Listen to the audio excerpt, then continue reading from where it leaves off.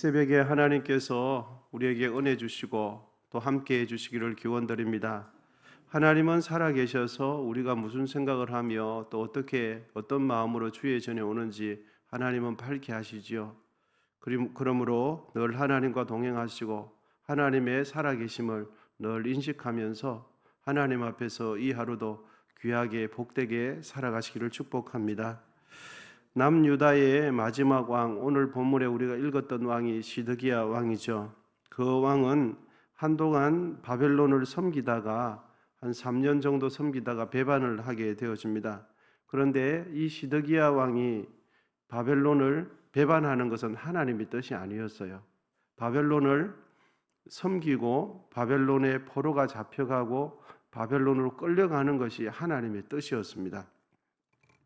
그런데 이렇게 바벨론을 섬기다가 배반한 것이죠. 그러니까 하나님의 큰 섭리 가운데 하나님의 뜻과 맞지 않는 선택을 이 시드기야 왕이 한 겁니다. 또한 본문은 시드기야 왕의 배반 이후에 바벨론 제국이 남유다 시드기야 왕을 어떻게 다루는지 어떻게 처리하는지를 오늘 본문에 쭉 기록하고 있습니다. 여러분 본문 1절에서 3절인데 제가 천천히 한번 읽어보겠습니다. 시드기야 제9년 열째 달 11일에 바벨론 왕 느부갓네살이 그의 모든 군대를 거느리고 예루살렘을 치러 올라와서 그 성에 대하여 진을 치고 주위에 토성을 쌓음에 그 성이 시드기야 왕 제11년까지 포위되더라. 그 해 넷째 달 9일에 성중의 기근이 심하여 그 땅 백성의 양식이 떨어졌더라. 바벨론이 시드기야 왕을 포위하고 공격할 때 시드기야 왕, 즉 남유다를 도와주는 주위의 나라는 아무도 없었어요. 동맹을 맺었지만 정말 시드기야가 바벨론에 포위가 되고 어려움을 당했을 때 남유다 시드기야를 도와준 왕은 아무도 없었습니다. 애굽도 도와주지 않았고 또 다른 나라들도 아수르도 도와주지 않았어요. 여러분, 우리의 인생에 어려움을 당할 때 우리를 책임지고 도와줄 분은 하나님밖에 없습니다. 주위에 우리가 평안할 때는 사람을 믿지 말라는 게 아니라 평안할 때는 다 잘 지내는 듯하고 나에게 도움이 될 듯 하지만 정말 내가 힘들 때 나를 도와줄 분은 하나님밖에 없어요. 여러분, 불완전한 사람을 의지하고 마음속으로 그 사람에게 잘 보려고 하고 그 사람을 이렇게 하나님처럼 붙드는 것은 참으로 어리석은 것입니다. 우리가 붙들어야 할 분은 하나님밖에 없어요. 여러분, 사람은 어떻습니까? 코를 막고 3분만 있으면 그 생명을 잃어버리는 게 사람이에요. 조그마한 코를 3분만 입을 틀어막으면 생명이 없어지는 게 인간 아닙니까? 사람이 대단해 보여도 여러분, 사람은 지극히 연약하고 조금만 어려움이 있으면 마음이 갈대처럼 움직이는 게 사람이에요. 여러분, 사람들이 나를 다 도와주고 다 책임져 줄 것 같지만 그렇지 않아요. 정말 내가 힘들 때 내가 눈물 흘릴 수 있는 것, 내가 엎드려서 기도할 수 있는 것은 하나님밖에 없습니다. 이 시드기야가 그런 어려움을 당할 때 동맹을 맺었던 나라는 아무도 안 도와줬어요. 결국 예루살렘 성벽은 무너지고 무너진 그 성벽 사이로 시드기야 왕과 일부 백성들은 도망쳐 봅니다. 그런데 도망쳐 가지만 멀리 가지 못해서 여리고 평지에서 이 바벨론의 신하들에게 잡히게 되어집니다. 하나님께서는 에레미야 선지자를 통해서 바벨론을 통한 하나님의 징벌을 받으라고, 그리고 바벨론을 순순히 이렇게 항복하고 복종하고 끌려가는 것이 하나님의 뜻이라고, 그것이 하나님의 징벌이기 때문에 그것을 받으라고 감내하라고 하였지만 시드기야 왕은 에레미야가 들려주는 참 메시지를 귀 기울이지 않았어요. 오히려 하나님의 말씀을 무시하고 자기 꾀를 내어서 주위 나라들과 동맹을 맺으면서 관계를 맺으면서 기대를 했지만 아무런 도움을 받지 못했습니다. 결국 예루살렘 남유다는 BC 586년 멸망하고 말았습니다. 당시 수많은 거짓 선지자들이 있었지 않겠습니까? 여러분, 나라가 혼란스럽고 정치가 요동을 치면 거짓 선지자들이 우후죽순처럼 곰팡이처럼 일어나는 것이 시대마다 나타나지 않습니까? 그때 거짓 선지자들이 참 많았습니다. 그런데 거짓 선지자들은 이런 메시지를 외쳤죠. 그리고 거짓 선지자들의 그 메시지를 전해줄 때 사람들은 남유다 이스라엘 백성들은 하나님의 백성들은 전부 다 참 기뻐하고 그 메시지 듣는 것을 좋아했습니다. 메시지가 뭐냐 하니까 여호와의 성전은 결코 무너지지 않는다. 예루살렘 성전은 결코 무너지지 않는다. 왜? 이 성전 안에 누가 계신다고요? 하나님이 계시기 때문에 예루살렘 성전은 무너지지 않습니다. 이렇게 거짓 선지자들이 외쳤어요. 그때 백성들은 영적으로 어두웠고 영적으로 하나님의 뜻을 분별하지 못했던 이스라엘 백성들은 그 메시지가 진리인 줄 알았어요. 진짜 하나님이 이 성전 안에 계시지 망할 리가 없지 이렇게 생각하면서 거짓 선지자들의 메시지를 너무너무 좋아했고 그랬습니다. 그런데 그 거짓 선지자들의 축복의 메시지는 조금도 실현되지 않았습니다. 그렇게 축복하고 평안할지어다 평안할지어다 했지만 그 메시지는 거짓 메시지였어요. 여러분, 아무리 먹구름이 몰려와도 비가 내리지 않으면 무슨 소용이 있습니까? 먹구름은 비를 머금을 때 의미가 있는 거 아닙니까? 구름이 몰려오는데 비를 하나도 내리지 못해요. 아무리 좋은 메시지 하나님의 이름으로 평안을 외치고 긍정적인 말을 했지만 그거는 조금도 실현되지 않았어요. 에레미야서나 에스겔 선지자를 읽어보면 확연히 알게 되어지죠. 온갖 우상 숭배로 타락한 예루살렘 성전이 무너지고 남유다가 바벨론 제국의 포로로 잡혀가는 것은 하나님의 뜻이었죠. 여러분, 하나님을 예배하던 성전이 무너진다. 충격적인 말씀 아닙니까? 하나님을 예배하는 하나님이 계신다고 하는 그 성전이 무너진다. 여러분 어떻습니까? 생각만 해도 이거는 있을 수가 없는데 하나님이 계신다면 어떻게 성전이 무너질 수 있는가 이런 생각이 들지요. 충격적인 메시지지요. 그런데 여러분, 하나님을 헛되이 섬기는 것은 하나님을 섬기지 않는 것과 동일합니다. 하나님을 헛되이 섬기는 것은 하나님을 섬기지 않는 것과 동일해요. 여러분, 이 부분을 우리가 깊이 생각할 필요가 있습니다. 예루살렘 성전은 이스라엘 백성들이 그때 당시 멸망할 당시 예루살렘 성전은 있었지만 그 성전 안에서 하나님의 백성들이 하나님을 어떻게 섬겼습니까? 헛되이 섬겼어요. 온갖 우상 숭배를 성전 안에 갖다 놓으면서 하나님도 섬기고 우상도 섬겼거든요. 그러니까 그런 예배, 그런 제사는 하나님께서 받지 않으시고 헛되이 하나님을 섬긴 게 되지요. 여러분, 하나님은 예루살렘 성전 안에만 갇혀 계시는 분이 아니세요. 아멘이십니까?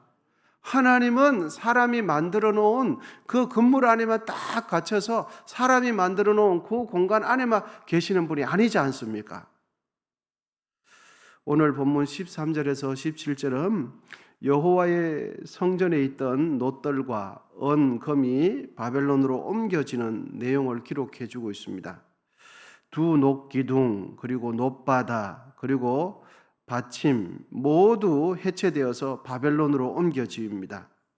또한 제사에 사용되었던 여러 놋기구들, 금, 은 기구들까지 모두 바벨론으로 다 이렇게 끌려갑니다.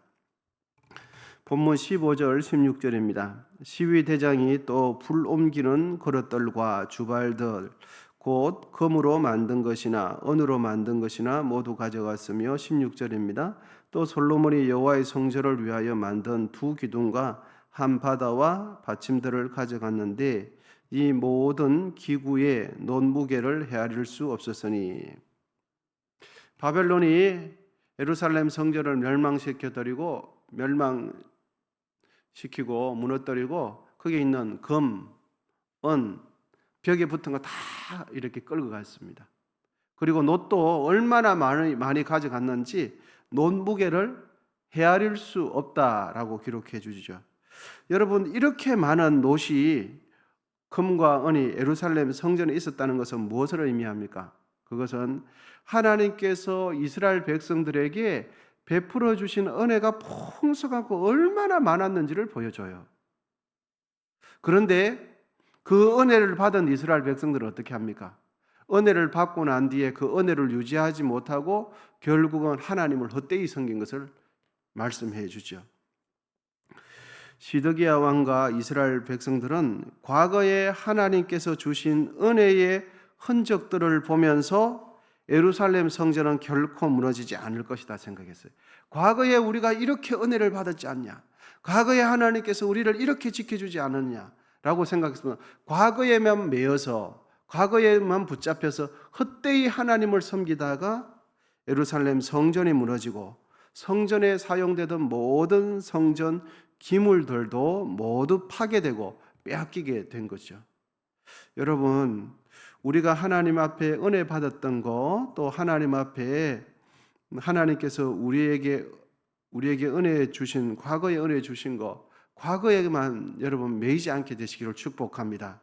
10년 전, 20년 전, 과거에만 늘 생각하면서 지금은 지금의 생활은 헛되이 하나님을 섬기면서 과거에 매여서 그렇게 생각하면 하나님은 안 계셔요. 하나님은 안 계셔요. 여러분, 성경은 우상에 대해서 설명할 때, 기록할 때 나무 막대기, 금, 은, 만든 것, 사람이 만든 것 이렇게 표현하죠. 여러분, 하나님을 경외하는 경외심 없이 신실하게 하나님을 믿는 그 믿음을 상실하게 되면 하나님을 섬겼던 성전의 기물들은 어떻게 될까요? 우상을 섬기는 그 기구와 다를 바가 아무것도 없습니다. 여러분, 우리가 주의 전에서 정말 신실하게 섬기려고 노력을 하지 않습니까? 그런데 하나님을 향한 우리의 마음은 없고 교회에 있는 모든 물건들이나 여러분 표현이 그렇지만 절에 있는 물건이나 다를 바가 없어요. 진실로 하나님을 향한 마음이 없이는 이 물건, 저 뒤에 에어컨이 절에 있는 에어컨이나 교회에 있는 에어컨에 다를 바가 뭐가 있습니까? 돈 주고 사서 만들어 놓은 거 아닙니까? 여기 있는 피아노나 어디 다른 데서 우상 숭배하는 피아노나 돈 주고 사온 거 아닙니까? 여러분, 정말 중요한 것은 교회의 물건도 중요하지만 더 중요한 것은 하나님을 경외하는 우리의 마음이에요. 신실하게 하나님을 신뢰하는 그 마음이에요. 교회에 여러분 장의자 더 어디에서 나무에서 수입해가지고 만드는 거 아닙니까? 이 나무나 다른데 절에서 앉아 있는 그 나무나 뭐 다를 바가 뭐 있습니까? 정말 중요한 것은 우리의 마음이 신실하게 살아있을 때 이 모든 것이 성전의 성물이 되는 거예요.